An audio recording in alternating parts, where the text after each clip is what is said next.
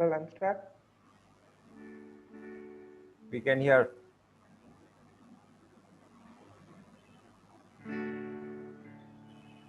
ना देखूं कुछ भी मुसीबतों में, आशा मेरे जीवन की हर पल में। ना देखूं कुछ भी मुसीबतों में, आशा मेरे जीवन के हर पल में। कैसा अनोखा प्यार तेरा, साथ ना छोड़े तू मेरा। कैसा अनोखा प्यार तेरा, साथ ना छोड़े तू मेरा।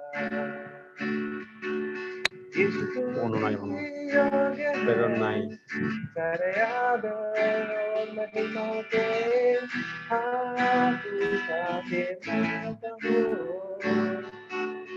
प्रभु तू ही योग्य है।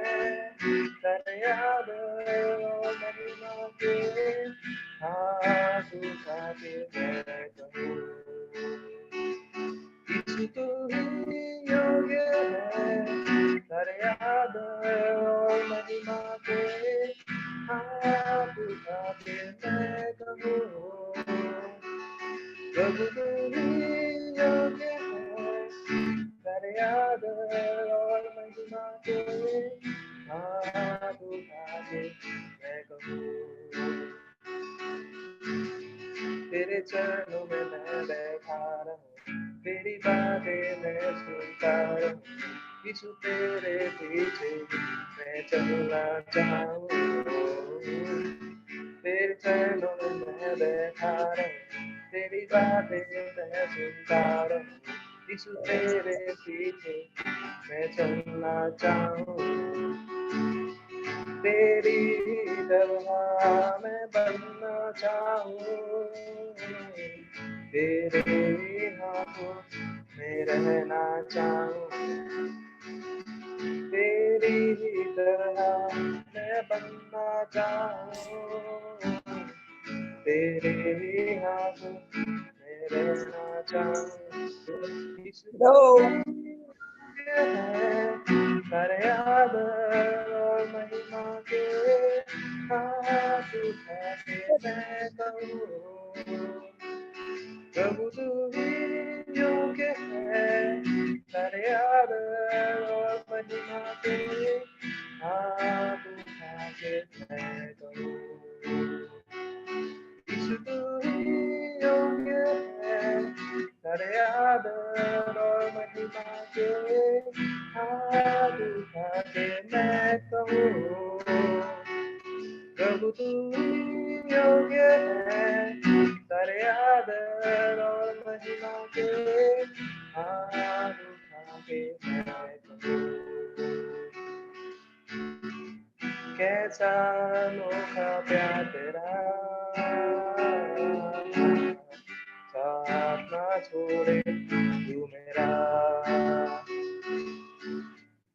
कैसा अनोखा प्यार तेरा, साथ ना छोड़े तू मेरा।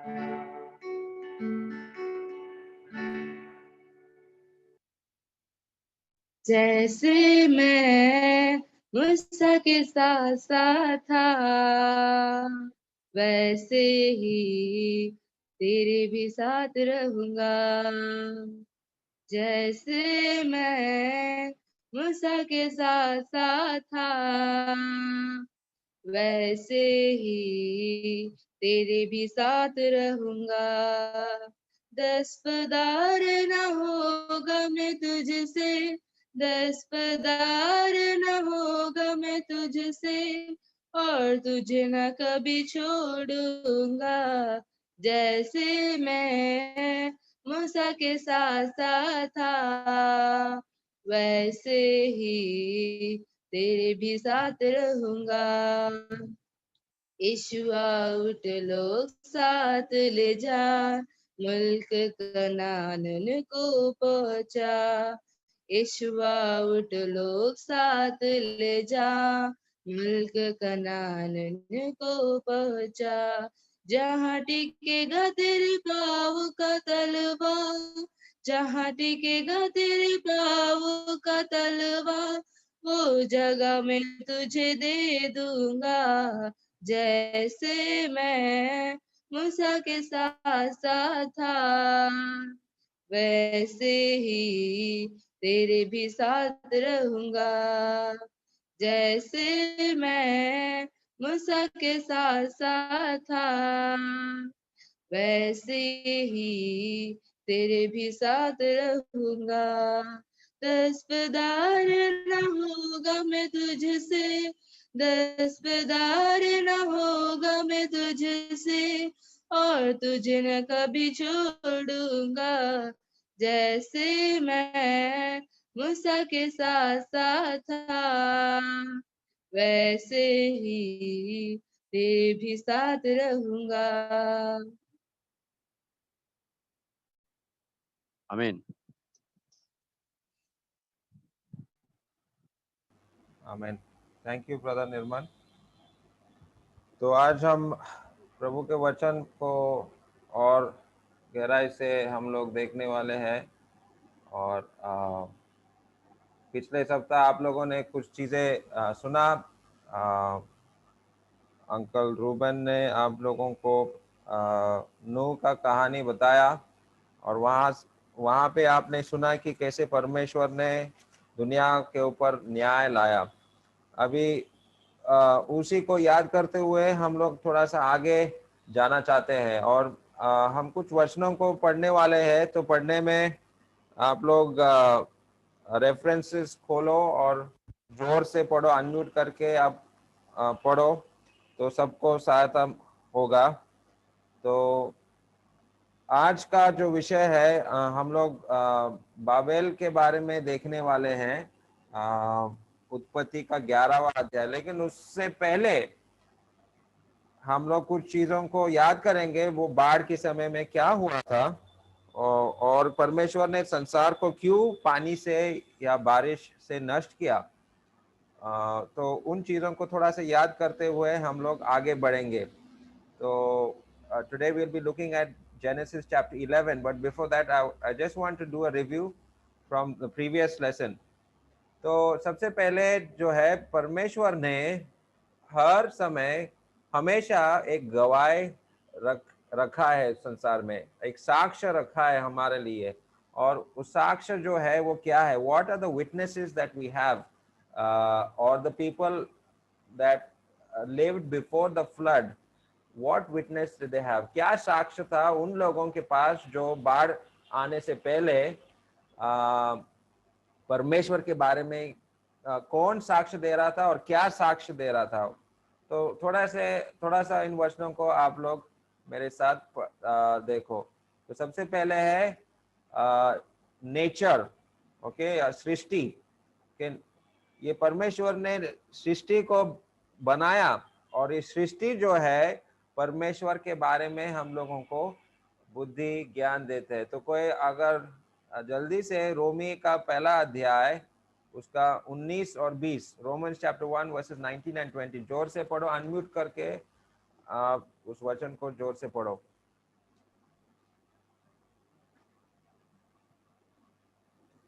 Because what may be known of God is manifest in them, for God has shown it to them.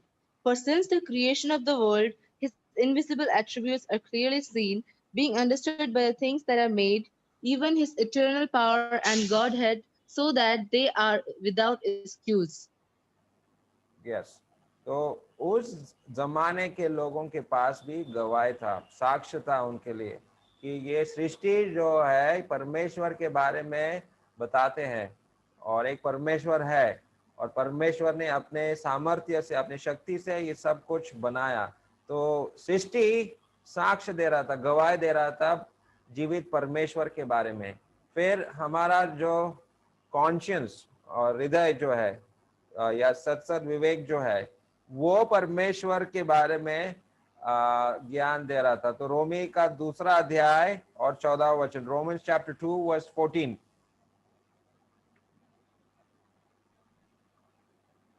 For when Gentiles who do not have the law by nature do the things contained in the law, these, although not having the law, are a law to themselves. Verse 15 also. Who show the work of the law written in their hearts, their conscience also bearing witness, and between themselves their thoughts accusing or else excusing them. Okay, वो conscience क्या शब्द है हिंदी में अभिषेक? वहां पर 15वां पद में, रोमी 2 का 15।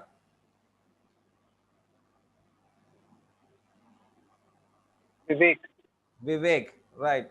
तो ये विवेक एक साक्ष्य दे रहा था, और विवेक जो है हमारे अंदर अंदर से हम लोगों से के साथ बात करता है, और ये सबके साथ होता है। अगर आप कुछ बुरा करेगा तो आपके अंदर से एक आवाज आता है कि आपने बुरा किया, आपने झूठ बोला, आपने अच्छा नहीं किया। तो वो विवेक जो है हमेशा हम लोगों को साक्ष्य देता है परमेश्वर के बारे में। तो वो साक्ष्य ये बाढ़ आने से पहले के लोगों के पास भी था, और वो साक्ष्य को नहीं सुन रहे थे। उस मतलब जो कॉन्शियस, जो विवेक का साक्ष्य को नहीं सुन रहे थे। और क्या था? The promise of a Redeemer, मतलब उद्धार करता आने वाला है। तो ये किसने बोला था? ये आपको याद है, उत्पत्ति 3 का 15 में वहां पर परमेश्वर ने आदम और हवा को बोला था कि एक उद्धार करता आने वाला है। उत्पत्ति 3 का 15 पढ़ो।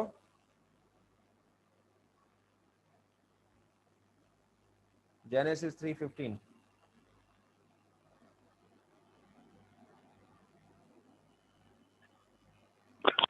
और मैं तेरे और स्त्री के बीच में और तेरे वंश और इसके वंश के बीच में बैर उत्पन्न करूंगा, वो तेरे सिर को कुचल डालेगा और तू उसकी एड़ी को डसेगा। ठीक है, ये कौन किसको कह रहा है यहाँ पर? कोई बता सकता है मुझे?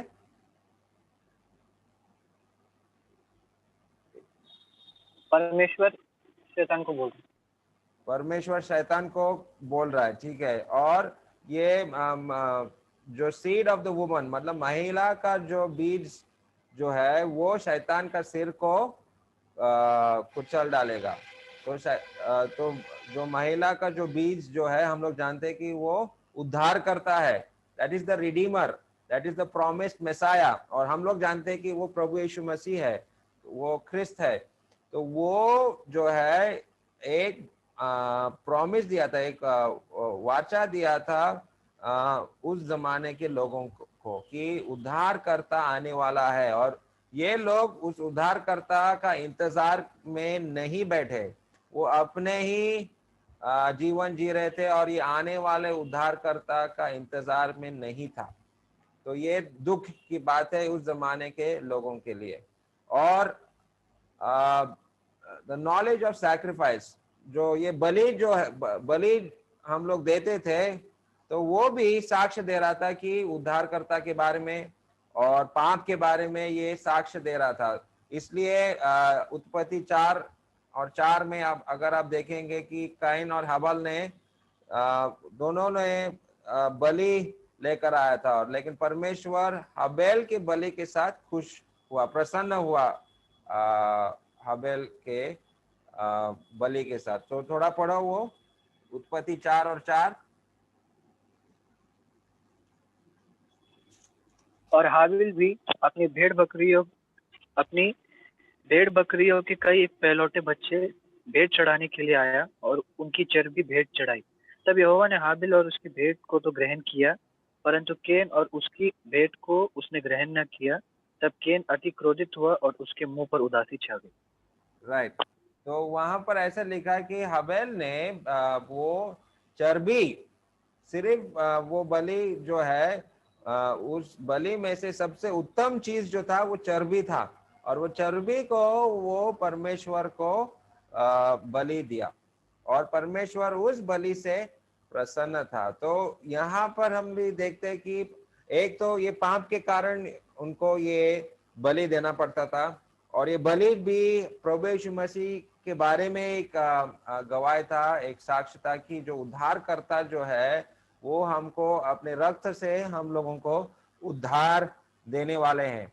तो ये ज्ञान जो है उस जमाने के लोगों के पास था। तो बाढ़ आने से पहले लोग के पास मतलब जो लोग थे उनके पास भी ये ज्ञान था, ये गवाह था, साक्ष्य था कि परमेश्वर जो है बलि चाहता है, परमेश्वर जो है पापों का प्रायश्चित के लिए रक्त जरूरत है। ये सारी चीजें उस जमाने के लोगों को मालूम था।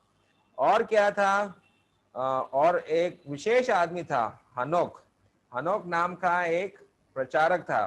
तो यहूदा का किताब जूड चैप्टर 1 वर्सेस 14 एंड 15, जूड 14 एंड 15, यहूदा का जो चिट्ठी है ये आपका प्रकाशित वाक्य से पहले, the 65th book of the Bible is Jude. वहां पर आपको हनोक के बारे में पढ़ने को मिलेगा। Jude verse 14 and 15, please read those verses. हनोक ने भी, जो आदम से 7वीं पीढ़ी में था, इनके विषय में ये भविष्यवाणी की, देखो प्रभु अपने लाखों पवित्रों के साथ आया कि सबका न्याय करे और सब भक्तिहीनों को उनके अभक्ति के सब कामों के विषय में जो उन्होंने भक्तिहीन होकर किए हैं, और उन सब कठोर बातों के विषय में जो भक्ति पापियों ने उसके विरोध में कही है, दोष। राइट। तो हनोक जो है एक प्रचारक था, और हनोक क्या कह रहा था वहां पर कि परमेश्वर जो है वापस आने वाला है, परमेश्वर अपने स्वर्गदूतों के साथ आएगा। और हनोक को परमेश्वर ने स्वर्ग उठा लिया गया था, मरने से पहले ही हनोक को परमेश्वर ने उठा लिया था। परमेश्वर एक प्रचारक था, he was a preacher of righteousness, धार्मिकता का प्रचार वो करता था, परमेश्वर के बारे में वो बता रहा था, परमेश्वर का न्याय के बारे में वो बता रहा था, परमेश्वर वापस आने वाला है उसके बारे में हनोक बोल रहा था। और परमेश्वर हनोक का जो प्रचार और हनोक का जो जीवन के साथ खुश हुआ, और इसलिए परमेश्वर ने हनोक को स्वर्ग लेके गया। He was taken away, he was raptured. ठीक है, वो जो रैप्चर के बारे में हम लोग हनोक के जीवन से भी हम सीख सकते हैं कि प्रभु यीशु मसीह का न्याय होने से पहले जो हनोक को उठा लिया गया था, उसी प्रकार अंतिम दिन में भी जो मंडली जो है, चर्च जो है, उसको भी उठा लिया जाएगा। तो ये हनोक का जीवन से के बारे में पता चलता है। और स्वर्ग कैसा जगह है जहाँ पे कोई डर नहीं है, कोई दुख नहीं है, कोई बीमारी नहीं है, कोई मृत्यु नहीं है। ये ऐसा जगह स्वर्ग है, और इस स्वर्ग के बारे में हनोक ने प्रचार किया था। और इससे ये हनोक का प्रचार के बारे में, हनोक के बारे में हम लोगों को सीखने को मिलता है। और क्या गवाह था, नो का प्रचार भी था। 2 पीटर चैप्टर 2 वर्स 5, 2 पीटर 2:5, 2 पत्रस 2:5।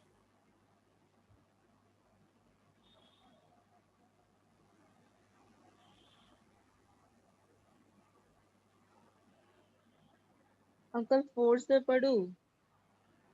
This is in between Okay, number read 4 5. and 5. For if God did not spare the angels who sinned, but cast them down to hell and delivered them into the chains of darkness to be reserved for judgment, and did not spare the ancient world, but saved Noah, one of 8 people, a preacher of righteousness, bringing in the flood on the world of the ungodly.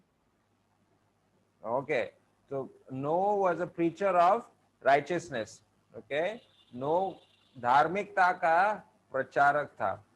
और वही हमने पिछले हफ्ता हमने देखा नूह का जीवन में। नूह लोगों को बता रहा था कि परमेश्वर न्याय करने वाला है, बाढ़ आने वाला है, बारिश आने वाला है, लेकिन लोगों ने उसका मजाक उड़ाया, लोगों ने उसके बातों पर विश्वास नहीं किया। तो इतने सारे गवाह, इतने सारे साक्ष्य परमेश्वर ने उस जमाने के लोगों के सामने रखा था, लेकिन लोगों ने इस साक्ष्यों को इनकार दिया। They did not believe it. तो परमेश्वर जो है इसलिए अपना क्रोध इनके ऊपर लाया। इसलिए जेनेसिस चैप्टर 6 वर्स 3, उत्पत्ति 6 का 3 में वहां पर सबसे इम्पोर्टेंट मुख्य जो गवाह जो था वो पवित्र आत्मा था। The holy spirit was witnessing to them. उत्पत्ति 6 का 3 पढ़ो। तब यहोवा ने कहा, मेरे आत्मा मनुष्य से सदा लोभ विवाद करता न रहेगा, क्योंकि मनुष्य जो शरीर ही है, उसकी आयु 120 वर्ष की होगी। राइट। तो परमेश्वर का आत्मा हमेशा उनके साथ क्या कर रहा था? स्ट्राइविंग के बारे में क्या लिखा हिंदी में, क्या शब्द है वहां पर?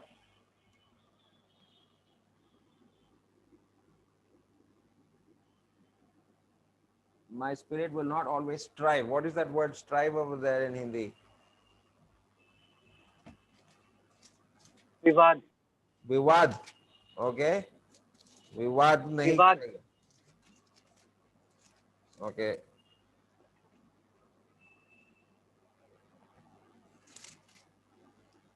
yeah, I'm looking at that Hindi Bible. मेरा आत्मा मनुष्य से सदा लो विवाद करना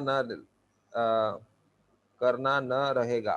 विवाद कर रहा है। ओके, विवाद का मतलब परमेश्वर बातें कर रहा है और लोग उल्टा जवाब दे रहा है। तो ये बहुत ही खराब अवस्था है। तो आप बताओ, अभी इतने सारे गवाह परमेश्वर ने लोगों के सामने रखा, लोगों को बता रहा है कि मन फिराओ, पश्चाताप करो, जीवित परमेश्वर पर विश्वास रखो, लेकिन इन लोगों ने इन सारे साक्ष्यों को तुच्छ माना और परमेश्वर का आने वाले क्रोध के बारे में वो लोग विश्वास नहीं रखा और वो लोग उस बाढ़ में डूब गए। और यही दुख की बात है कि हर काल, हर युग के लोगों के साथ यही हो रहा है। परमेश्वर अपने चुने हुए धार्मिक लोगों को रखता है गवाह के बीच के रीति में, एक साक्ष्य की रीति में हम लोगों को परमेश्वर ने रखा है, आप लोगों को रखा है। आपका स्कूल कॉलेज में परमेश्वर ने आपको एक गवाह के रूप में रखा है, ताकि आप भी सत्य का प्रचारक हो, धार्मिकता का एक प्रचारक हो आप भी, और लोग आपके बातों को सुनेगा या नहीं सुनेगा, आपका जीवन के माध्यम से आपको बोलना भी जरूरत नहीं होगा। सच्चाई पर अगर आप चलेंगे, सत्य हमेशा बोलेंगे, आपका जो स्वभाव है वो धार्मिकता का स्वभाव अगर होगा, तो लोग आपके चरित्र से ही पहचानेंगे कि ये आदमी अच्छा है, ये झूठ में नहीं बोलता है, खराब नहीं करता है, कुछ खराब चीज है उसके जीवन में हम लोगों को दिखाई नहीं देता, और वो एक साक्ष्य बनेगा। लेकिन क्या लोग उस साक्ष्य को सुनेगा या नहीं? और यही हम लोग देखते हैं कि बाढ़ के बाद भी यही चीजें हम लोगों को देखने को मिलेगा। कि अभी हम लोग उत्पत्ति का 11वां अध्याय पढ़ेंगे और वहां पर भी उत्पत्ति 11 1 से लेकर 9, जिन्होंने नहीं पढ़ा, I want somebody to read who has not read. जिन्होंने अभी तक नहीं पढ़ा, ऐसा कोई अनम्यूट करके 1 से लेकर 9 तक इन वचनों को पढ़ो please. I want everybody to participate. I want you to read.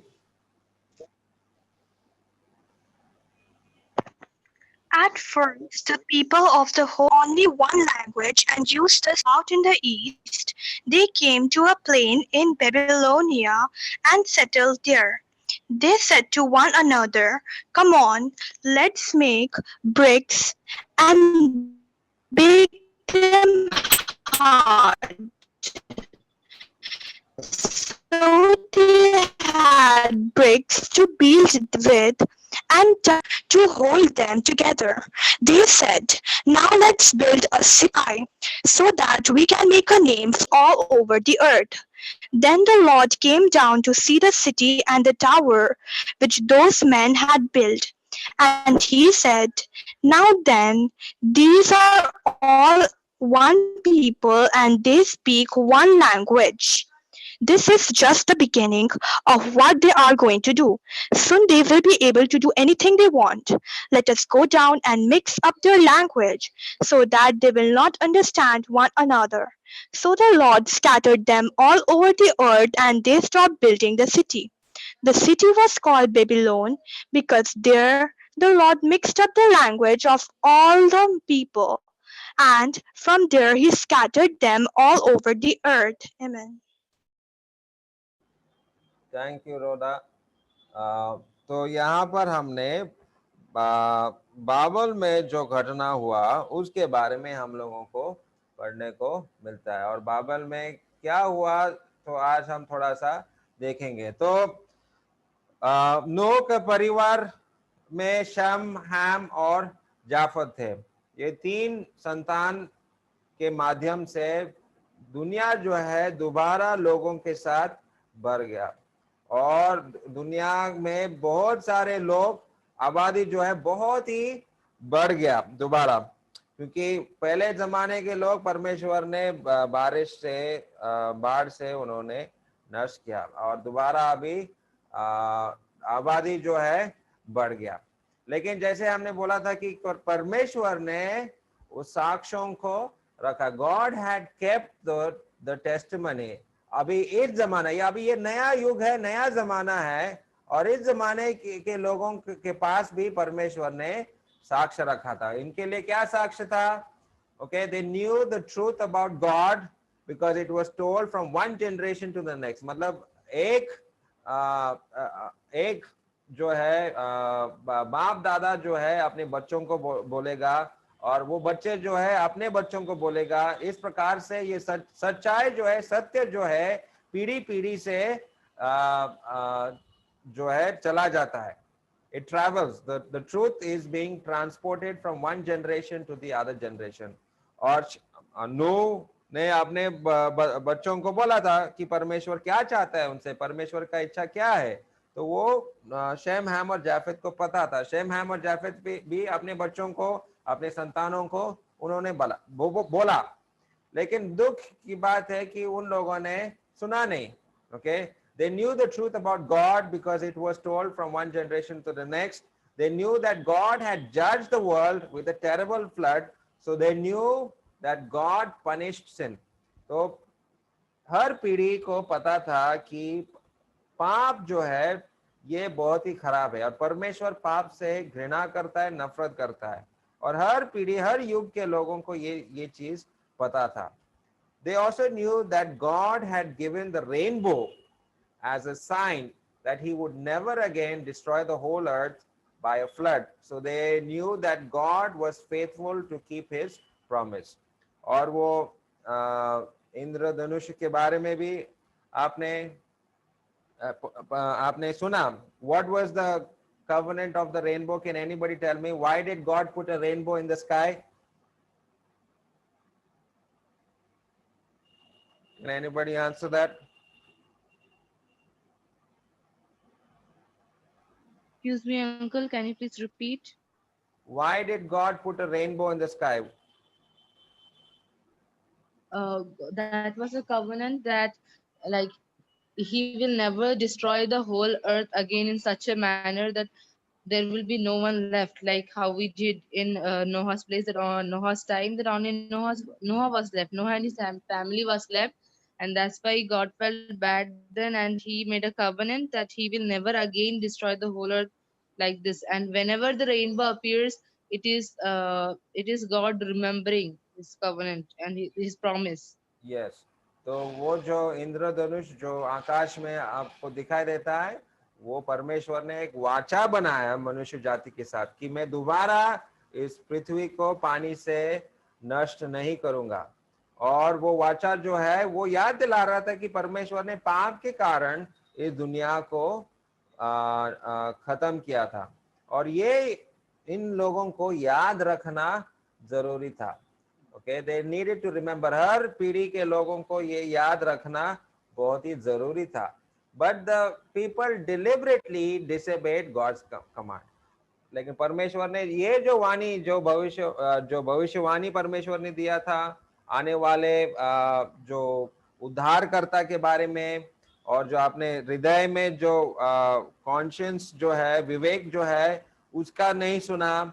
परमेश्वर ने नूह का जो प्रचार को भी रखा था, सच्चाई को वो लोग मालूम थे, और परमेश्वर ने क्यों दुनिया को नष्ट किया था, ये सारी चीजें उन लोगों को पता था, लेकिन लोगों ने परमेश्वर का बात को नहीं माना. And that is the sad thing that we see.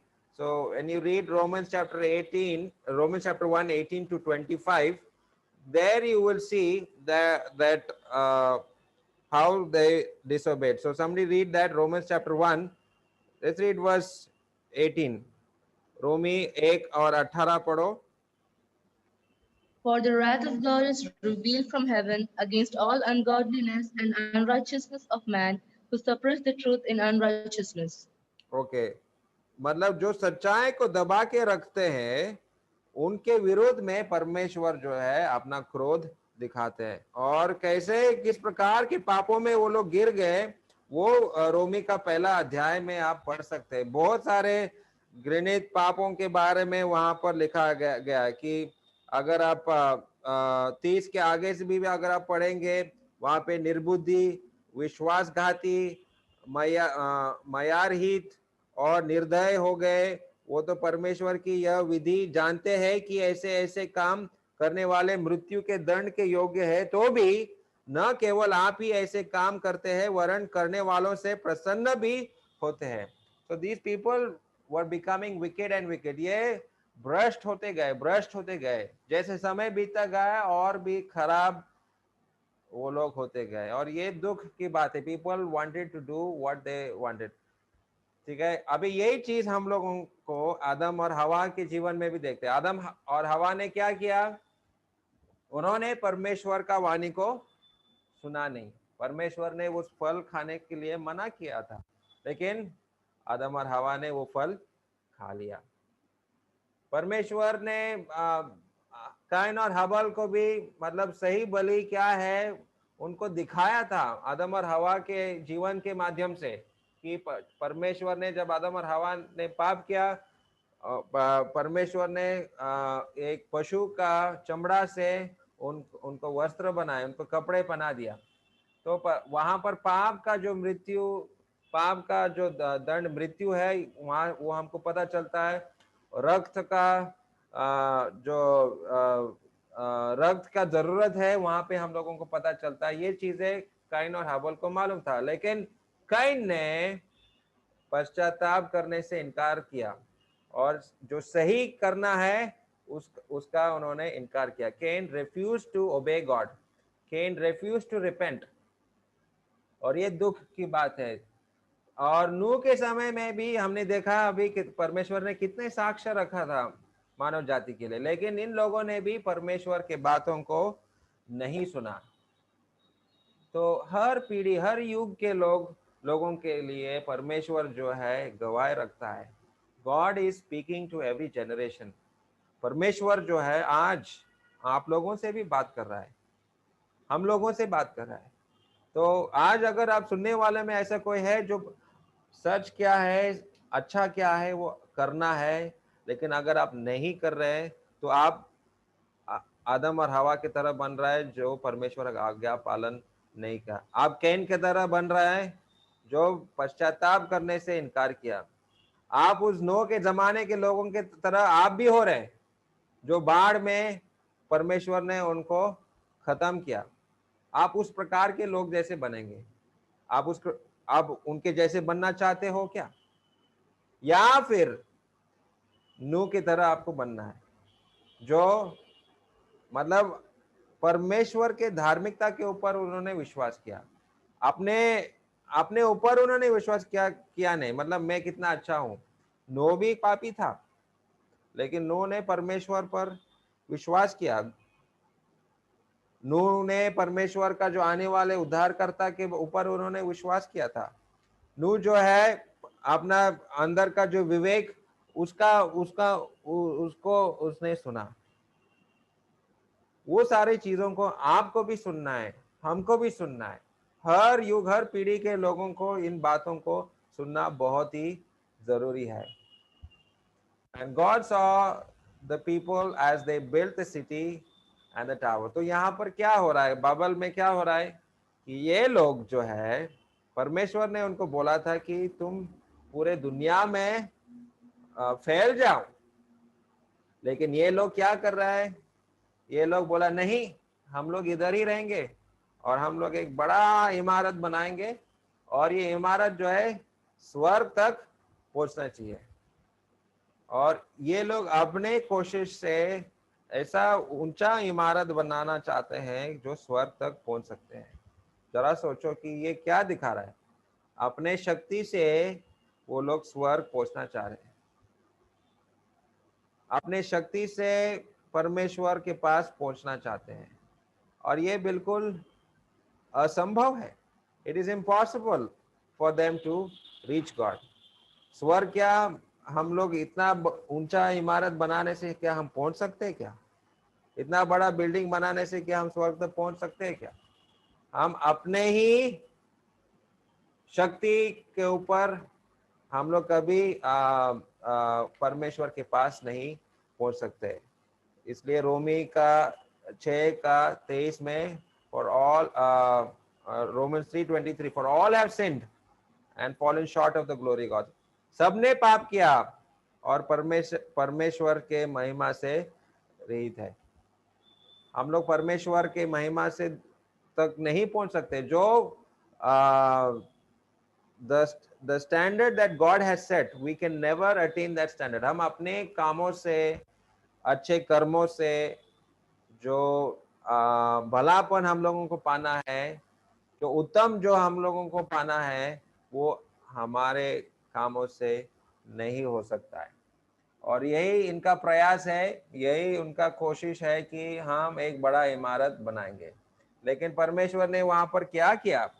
So if you read that verses, God said, let us, okay, God said that, verse 7, okay, go to, or come, let us go down and there confound their language. Okay, परमेश्वर ने इनका भाषा को पलटा दिया। जिस बात में वो लोग घमंड कर रहे थे, उसी बात को परमेश्वर ने जो है, परमेश्वर ने उनको उस कार्य को थाम दिया, मतलब रोक दिया। So God stopped this building. ये जो बड़ा प्रोजेक्ट वो लोग बनाया था, परमेश्वर ने उसको रोक दिया। God wanted them to scatter. परमेश्वर चाह रहा था कि तुम पूरा दुनिया भर में फैल जाओ, लेकिन ये लोगों ने मना किया था। They chose to disobey God. So God had to do something to make them obey him. उन परमेश्वर का बात सुनने के लिए परमेश्वर ने इस प्रोजेक्ट, इस काम को, इस इमारत को बंद कर दिया और इनका भाषा को पलटा दिया। और यहाँ से दुनिया में जो जितने भी भाषाएं हैं, ये यहाँ से आरंभ हुआ। और हमारे भारत देश में ही इतने सारे भाषा हैं। ये जलपाईगुड़ी डिस्ट्रिक्ट में ही कितने भाषा हैं। हमारे यहाँ पर ही देखो बहुत सारे भाषा हैं। बोडो है, राजवंशी है, बांग्ला है, और कौन सा भाषा है, कोई बता सकता है? What are the languages? Can anybody tell me here in Jalpaiguri district, North Bengal इलाका में क्या क्या भाषा है, बताओ? बंगाली है, नेपाली है, आदिवासी है, मारवाड़ी है। हाँ, देखो बहुत सारा है। बहुत सारे भाषाओं, जो परमेश्वर ने ये क्यों इतने सारे भाषाओं को रखा? परमेश्वर ने इतने सारे भाषाओं को रखा ताकि हम परमेश्वर को खोजें। हम अपने ही इसमें हम लोग अपने ही भाषा में हम लोग बड़ापन ना सोचे। हम अपने ही लोग इतने ऊंचे ऊंचे हैं, ऊंचे पहुंच है हमारे, इस प्रकार का सोच हमारा नहीं होना चाहिए। परमेश्वर चाहता है कि हर पीढ़ी के लोग धार्मिकता का एक प्रचारक बने, सच्चाई पर चले, उसका जो उद्धारकर्ता पर विश्वास करे। आने वाले उद्धारकर्ता, इस पीढ़ी के लोगों को टावर ऑफ बैबल में, बाबल के समय में आने वाले उद्धारकर्ता के ऊपर उनको विश्वास रखना चाहिए था, लेकिन उन्होंने विश्वास नहीं किया। They were supposed to believe in the coming of the Messiah, but they refused to believe. और हमारे लिए हम लोग जानते हैं कि वो मसीहा कौन है। उद्धारकर्ता कौन है हम लोग जानते हैं। मसीहा आके चले गए, मसीहा जो है हमारा प्रभु यीशु मसीह है। और प्रभु यीशु मसीह ने कैसे अपने रक्त के माध्यम से उस क्रूस पर उसने उस रक्त को बहाया, और उस रक्त के वजह से पूरे मानव जाति को पाप क्षमा मिला है। उस रक्त से परमेश्वर का जो क्रोध को प्रायश्चित हुआ है, और आज स्वर्ग के द्वार खुल गए प्रभु यीशु मसीह के जीवन से। अभी वो सारी चीजें हम लोग बाद में देखने वाले, लेकिन हर पीढ़ी हर युग के लोगों के पास परमेश्वर ने साक्ष्य रखा। पर बाढ़ से पहले के लोगों के पास ये साक्ष्य था, बाढ़ के बाद के लोगों के पास भी ये साक्ष्य था। लेकिन सवाल या प्रश्न जो है आपके लिए और हमारे लिए है, क्या आप उन साक्ष्यों पर विश्वास रखेंगे? क्या आप प्रभु यीशु मसीह पर विश्वास रखने के लिए तैयार हो क्या, कि यही है वो उद्धार करता? तो ये सारी चीजें अभी आगे हम लोग देखेंगे, बढ़ेंगे, और कैसे परमेश्वर ने अब्राहम को चुना था, ये सारी चीजें हम लोग अगले हफ्ते देखेंगे। तो यहीं पे मैं अपना आज का जो स्टडी को मैं समाप्त करता हूँ।